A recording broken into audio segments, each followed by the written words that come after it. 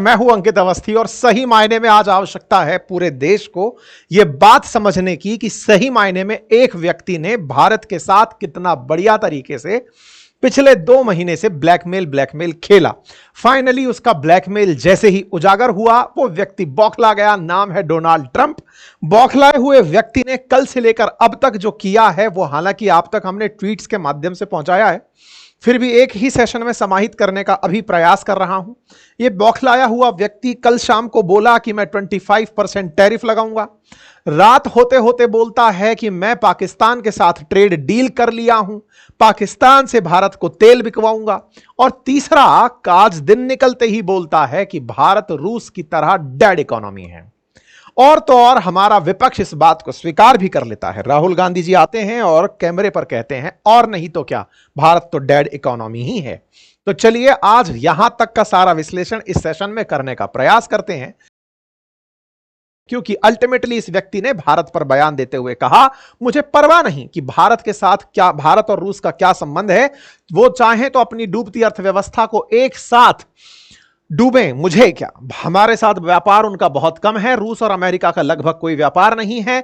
Medvedev को भी इन्होंने धमकी दी, उस पर भी अलग से चर्चा करेंगे। साथ ही साथ they can take their dead economies down together for all I care, वो दोनों अपनी डेड इकोनॉमीज को एक साथ ले जा सकते हैं। रशिया इनकी नजर में डेड इकोनॉमी है, अच्छी बात है साहब, हम भी डेड इकोनॉमी है, आज जब समझ लेंगे साहब। सरकार को शाम को थोड़ा सा समझ में आता है कि चलो कुछ तो ढंग का लिखते हैं, तो इन्होंने लिखा द मैसेज इज क्लियर। क्या मैसेज क्लियर है कि all negotiations will be rooted in what is the best for countries and it's people. देश के लिए जो अच्छा है वही किया जाएगा। साहब यही तो हम आपसे कह रहे थे कि इस प्राणी को आप उसी दिन मुंह पे उठाकर क्यों नहीं फेंक दिए। ब्लैकमेल नहीं होना चाहिए था। खैर देश का लेसन है, देश सीखेगा, लेकिन इस देश में फिलहाल ये जो मैसेज आया, देर से आया लेकिन दुरुस्त आया। अब हम सबको निपटना है इस कहानी से। खैर, तो ट्रंप महोदय ने अपनी तरफ से दुश्मनी निकालते हुए, अब दुश्मनी वार गेम है साहब, ये शब्दों का वॉर गेम नहीं है, एक आदमी के सनक का है। क्योंकि एक दिन ये सेशन जरूर बनेगा कि साहब एक आदमी के, कैसे कहते हैं ना, वो कौन सा डायलॉग है फिल्म के अंदर, एक चुटकी सिंदूर की कीमत तुम क्या जानो। ये बिल्कुल वैसे है, नोबल की कीमत तुम क्या जानो मोदी जी। ये बात ट्रंप ने असल में उठा दी। आपको पता है कि मैं नोबल पीस प्राइज के लिए इतना परेशान था, हैं, आपके कारण से मैं दुनिया को बता पा रहा था कि रशिया यूक्रेन तो मैं नहीं रुकवा पाया, लेकिन 2 न्यूक्लियर कैपेबल देशों को अगर मैं युद्ध से रुकवा दिया, कम से कम दुनिया वालों अभी मुझे मैसेंजर ऑफ गॉड मान लो। हैं, इसकी भी फिल्म बन जानी चाहिए राम रहीम की तरह। ऐसे में फिलहाल के लिए इस मसीहा के दिमाग में जो तभी दिमाग था ना कि अरे भाई साहब अपन तो एकदम सटल वे में निकलते जा रहे हैं, दुनिया में शांति लेकर आ रहे हैं, हमने उसका वो ख्वाब तोड़ दिया। हमने सच मायने में उस आदमी का वो भ्रम तोड़ दिया। और जब भ्रम तोड़ा तो ये आदमी बौखला गया। बौखला करके भाई साहब इसने जो धड़ाधड़ ट्वीट मारे हैं, निकलता है और निकलते हुए कहता है कि हमने जस्ट पाकिस्तान के साथ एक डील कंक्लूड कर ली है।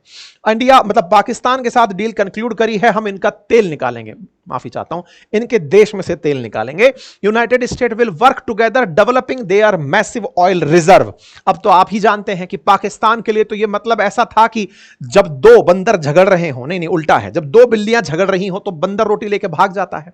पाकिस्तान के साथ वाकई में ऐसा ही हुआ है कि एक तरफ से 2 मतलब आपस में देश झगड़ रहे हैं, वो कुत्ते की तरह रोटी लेके भाग गया। मतलब नेचर उसकी वैसे ही थी और एकदम कहा अल्हम्दुलिल्लाह, खुश हो गए सर हम। ऐसे में शहबाज शरीफ का ट्वीट आता है कि जनाबना हमें पता ही नहीं था, हमसे डील हो गई है, वाह हम खुश हैं। ये बात असल में आप इसाक डार का अगर देखोगे, Pakistan conclude deal with US, अल्हम्दुलिल्लाह, इनको मतलब यकीन ही नहीं था, अच्छा हमारे साथ भी डील चल रही थी, हमें पता ही नहीं है। इनको मतलब क्या हुआ, 2 देशों के बीच की दुश्मनी का लाभ जिसको मिला वो पाकिस्तान है। खैर इनका तेल निकलेगा हम देखेंगे, लेकिन कुल मिलाकर बात यह है कि पाकिस्तान का अभी तेल निकालने वाले देशों में कहीं लेना देना नहीं है। लेकिन हां, ऑपरेशन सिंदूर की जब बात की जाती है तो अचानक पाकिस्तान फ्रेम पर भारत के कारण खड़ा हो गया। मेरे कई भारतीय मित्र और साथी जिनसे मेरी संवाद अक्सर होते हैं, मैं आपको एक बात बहुत अच्छे से संवाद के रूप में स्थापित करना चाहता हूं कि भारत के साथ यह ऐसा क्यों कर रहा है और पाकिस्तान को इसका फायदा क्यों दे रहा है। इसको एक लाइन में केवल इतना सा समझ लीजिए, आप मैटर करते हैं, आप मैटर करते हैं, इसीलिए आपसे पंगा लिया जा रहा है। ये मैटर नहीं करते, इन्हें पाला जाता है। ये वो नेशंस हैं, रोग नेशंस हैं, जैसे नॉर्थ कोरिया चाइना वालों ने पाल रखा है, पाकिस्तान को अमेरिका ने पाल रखा है। पहले अफगानिस्तान को सोचा था करेंगे, लेकिन वो हुआ नहीं।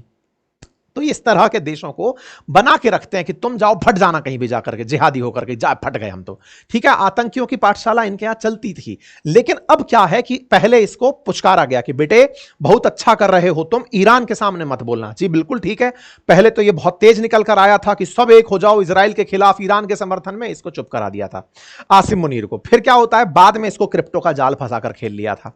इधर भारत के साथ में हर तरह का प्रयास कि देखो मान जाओ कि मैंने कह दो, अगर कह दो कि तुम मेरे हो, वो बिल्कुल वो वाली बात थी। असल में जो कहते हैं ना प्रधानमंत्री मोदी और ट्रंप के बीच में जो दोस्ती है, मैं कह रहा हूं सही मायने में याराना है यार।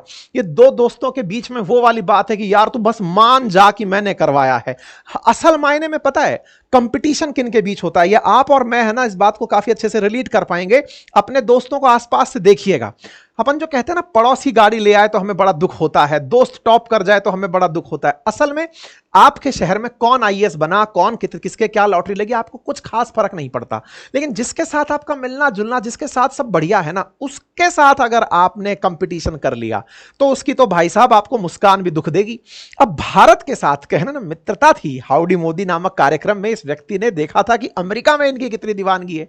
अब उस दीवानगी के चलते ही आदमी सोचा कि यार प्रधानमंत्री मोदी को यह स्वीकार अगर मैं करवा दूं कि मैं बड़ा नेगोशिएटर हूं। पहले आपको याद होगा ये पहले बयान दिया करता था, Modi is a very hard negotiator. अब वो नेगोशिएटर के नाम पर यह व्यक्ति उतर कर आया कि यह तमगा तो मैं लेकर रहूंगा क्योंकि मेरे दोस्त के पास, जैसे मैंने मित्र कहा, उसके पास है। भाई साहब ये भी एकदम पक्के गुजराती, व्यापार में बिल्कुल अड़ ही रहे, एकदम सुट्ट खींच गए, बोलेंगे ही नहीं। हम बोलेंगे नहीं। आप कहो हमने सीज फायर कराया, बोलते रहो। आप कहो कि हमने ट्रेड डील कराया, कुछ नहीं बोले। बोले तो उकसावे में आकर बोल गए, अब कहां बोल गए नहीं पता। संसद के अंदर वो कार्रवाई ना होती तो शायद आज हमारा एक दिन से पहले पहले ये हाल ना होता। पर कोई नहीं साहब, ये बोल पड़े। अब बोल गए तो इस आदमी का तो बस वो भरा बैठा था कि मैं दुनिया को बस ये दिखा दूं कि तुम मेरे दोस्त हो ना। अब दुश्मनी भी तुमसे, कहते हैं मित्र से ही सबसे कर रही दुश्मनी निभाई जाती है। तो अब ये भाई उसके उस मूड में आकर के ये जनाब उतर गए। अब देखना है कि ये क्या करते हैं, क्योंकि अल्टीमेटली देश ने अब इस बात को इस रूप में देखना शुरू कर दिया कि ट्रंप का रूप तो समझ में आ गया, अब इंडिया का भी असली रूप दिखा ही दो। हमारा वो रूप दिखा दो कि हम आ कहां से रहे हैं। कहते हैं इतिहास के बारे में, इतिहास वो है जो आपको सिखाता है कि आप आ कहां से रहे हो, जाओगे कहां स्वतः ही डिस्कस हो जाता है। हम वो थे यार जो हम सबसे ज्यादा फ्रगाइल इकोनॉमीज में काउंट किए जाने वाले देश थे, आज दुनिया की तीसरी सबसे बड़ी परचेजिंग पावर पैरिटी के आधार पर कंट्री बनकर बैठे हैं, फिफ्थ लार्जेस्ट इकोनॉमी बनकर बैठे हैं। दुनिया कल्पना करती थी कि एक दिन ये देश टुकड़ों में टूट जाएगा, जब अंग्रेज यहां से गए थे कि चल ही नहीं पाएंगे, और आज हमसे कहते हैं कि अनाज हमें दे दो। तो ये अलग लेवल की चीजें हैं, फिर भी अब हमसे उम्मीदें हैं। तो अब ऐसे में इंडिया के साथ जो खेला हुआ वो आपको पता है। पहले ये व्यक्ति पाकिस्तान में जाने की बात का मैसेज सुर्रा छुड़वा दिया, कहो कि हम आ रहे हैं। अब तेल की बात कर दिया। कुल मिलाकर के ट्रंप ने भारत के साथ में खेला करने का तमाम प्रयास किया, फायदा इसको पहुंचता गया अनडाउटेबली। अब देखना यह होगा कि भारत इनके साथ में अब हैंडल कैसे करता है चीजों को। है फ्रगाइल आइटम तो हैंडल विद केयर ही करना होगा, क्योंकि इस व्यक्ति ने गुस्से में चलते हुए 6 भारतीय कंपनियों पर भी सैंक्शन लगा दिया। बोले तुमने कभी 2024 में ईरान से माल मंगाया था, वाया यूएई मंगाया था, मेरी जांच में पता चला, मैं कंपनियों को बैन करता हूं। ये कुछ कंपनियां हैं जो केमिकल का काम करती हैं, कुछ 1000 करोड़ का काम है। बोले तुम पर सैंक्शन लगाऊंगा। आप पूछेंगे सर कंपनियों पर सैंक्शन लगता है तो क्या होता है? इनके जो अकाउंट है ना, मान लो अमेरिका में अगर हैं तो वो फ्रीज हो जाते हैं, आसान में ये समझो, और वो अमेरिका से व्यापार नहीं कर पाते हैं। इतनी सी बात है। अब ऐसे में अमेरिका का 1 अगस्त से पहले दुनिया भर के देशों के साथ में खेला करना था। ऐसे में भारत का नंबर पहले आ गया। पिछली बार चाइना का नंबर आ गया था, इस बार अपना नंबर आ गया। अब इस प्राणी ने रशिया के साथ दुश्मनी निकालनी कि साहब रशिया की तरह डेड इकोनॉमी इंडिया हो जाएगी। अब आपको यह तो पता ही है कि रूस इनको इतना माल आज भी बेचता है, फिर भी ये उसको डेड इकोनॉमी बोलते हैं। मतलब जो एनरिच्ड यूरेनियम है वो रूस ही अमेरिका को देता है, फिर भी ये कह रहा है कि डेड हो जाओगे। तो इस बात में कोई सत्यता तो नहीं है। ये तो वो वाली बात हुई कि आप कितने ही अच्छे हो लेकिन कोई आए और आपको गाली देके चला जाए। अब आप प्रूव करते फिर रहे हो कि गाली सही नहीं है। लेकिन हाँ, हमारे देश में अपोजिशन की तरफ से राहुल गांधी जी आए, उन्होंने कहा yes India is a dead economy, और थैंक्स मिस्टर ट्रंप जो आपने ये कह दिया कि yes you are right, everybody know except prime minister and finance minister. हर आदमी जानता है कि इंडिया की इकोनॉमी डेड इकोनॉमी है। आप भी जानते हो तो कमेंट में बताइएगा भाई, क्योंकि मतलब राहुल गांधी जी का ऐसा मानना है, हर आदमी जानता है। और साथ में इन्होंने यह कहा कि इंडिया इकोनॉमी डेड इकोनॉमी है। प्रेसिडेंट ट्रंप ने फैक्ट बता दिया है और एंटायर वर्ल्ड को पता चल गया है कि इंडिया डेड इकोनॉमी है। तो भाई मर गया हो और लाश छुपा के रखी हो भारत सरकार ने, तो अब अगली मांग यही होनी चाहिए कि वो जो मृत पड़ी अर्थव्यवस्था है उसे सबको दिखाया जाए, क्योंकि अब तो भाई विपक्ष भी ये कह रहा है कि भारत डेड इकोनॉमी है। फिलहाल के लिए तो इतना ही है, बाकी फुल मनोरंजन है। आप लोग बिल्कुल तरीके से काम करिए और सरकार आपसे भी अनुग्रह है कि इस तरह के लोग अगर आपको ब्लैकमेल करने लग गए तो फिर राष्ट्र के अंदर आपके पीछे इतने सारे लोग क्यों उम्मीदें लगाकर खड़े हैं। और दूसरी बड़ी बात जो है ना, भारत को सही मायने में जरूरत है अब इस वजह से नहीं, कल को चाइना हमारे साथ इस तरह की हरकत कर सकता है, कोई भी करे हमसे, हमें आवश्यकता है देश को बुनियादी रूप से मजबूत बनाने की। जो ब्रेन ड्रेन हो रहा है ना, जो यहां से जाकर विदेश जा रहा है, उनकी बात सुनने की।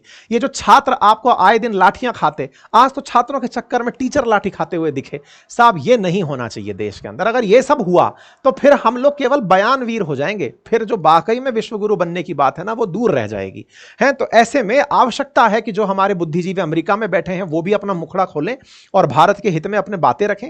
दूसरा, जो बाहर गए हुए विदेशी हैं उनको सरकार वापस बुलाने का प्रयास करे, कुछ ऐसा इकोसिस्टम उन्हें दे कि हां भाई आप लोग कुछ यहां पर बढ़िया करो, हम आपके साथ टैक्स का टेररिज्म नहीं रखेंगे, आप लोगों को जो टैक्स दोगे उसके अनुरूप कुछ सुविधाएं देंगे। सरकार को आवश्यकता है आमूलचूल रूप से शरीर को स्वस्थ करने की। कहते हैं ना कि अंदर से अब आपको सुधरने की आवश्यकता है। यह आपके लिए आपदा में अवसर का समय है। हे भारत सरकार, आप जाग जाओ, क्योंकि अल्टीमेटली इस तरह से कोई आगे अगर आपके साथ बार्गेनिंग करने वाला आ गया तो फिर बहुत बड़ी दिक्कतें खड़ी हो जाएंगी। फिलहाल के लिए इतना ही साथियों। आपको अपनी तरफ से अगर कोई राय रखनी हो तो कमेंट बॉक्स में जरूर रखिएगा। जानकारी पसंद आई हो तो साथियों से साझा करिए। चैनल पर नए हैं तो सब्सक्राइब कर लीजिए। Thank you so much.